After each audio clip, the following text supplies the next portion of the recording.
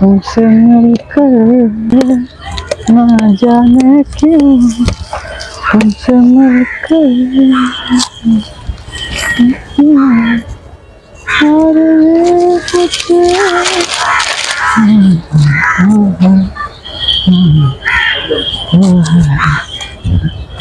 দাদা এটা কি করছেন এখানে? আর দাদা বলবেন না, ঠাকুর বিসর্জন করতে এসেছি। ঠাকুর বিসর্জন এখানে? বাড়িতে জায়গা নেই তো দাদা। ঠাকুর দেখুন, আহ্বান করলে হিন্দু শাস্ত্রে যেমন আহ্বান করা যায় সেমনভাবে বিসর্জনও করা যায়।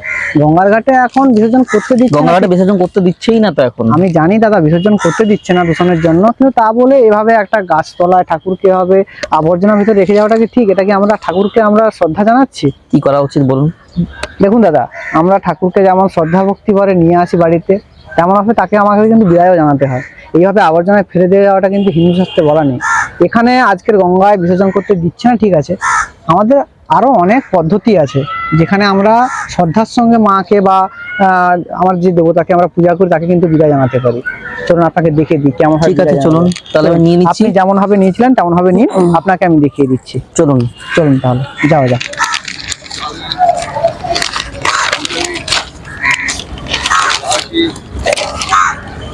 চলুন, আসুন।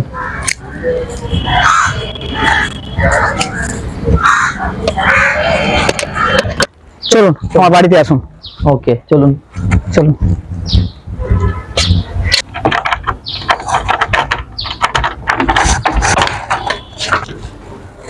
আসুন আসুন, চলুন।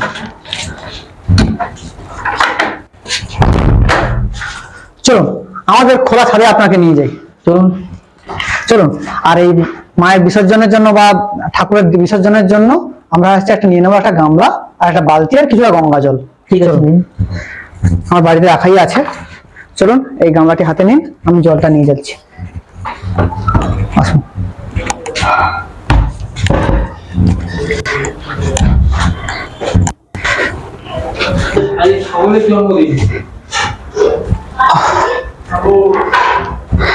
আসুন, চলে আসুন।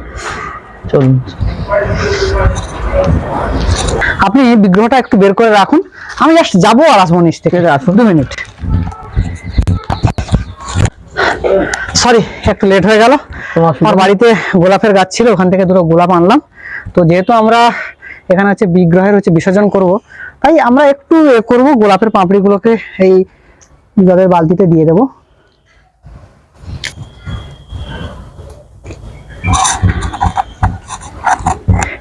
এবার আপনি বিগ্রহটা এখানে রাখুন।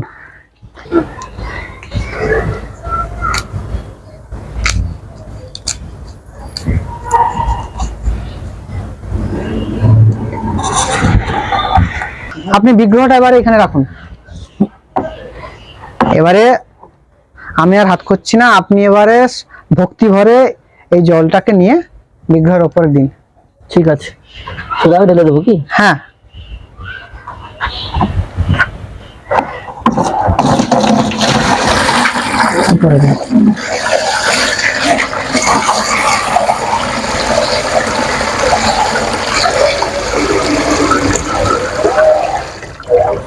দাঁড়ান, আর 1 বালতি জল নিয়ে আসছি। ঠিক আছে, নিয়ে আসুন।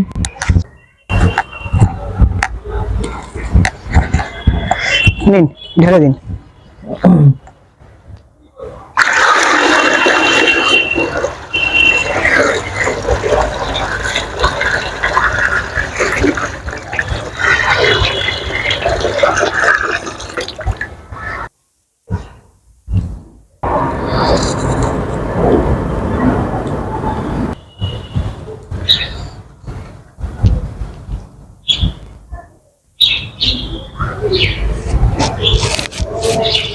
দেখলেন তো কত সহজ উপায়ে আমরা একটা বিগ্রহের বিসর্জন ঘটাতে পারি গঙ্গাতে না গিয়ে। একদম, আপনি দারুণ বলেছেন। দূষণ না ঘটেও।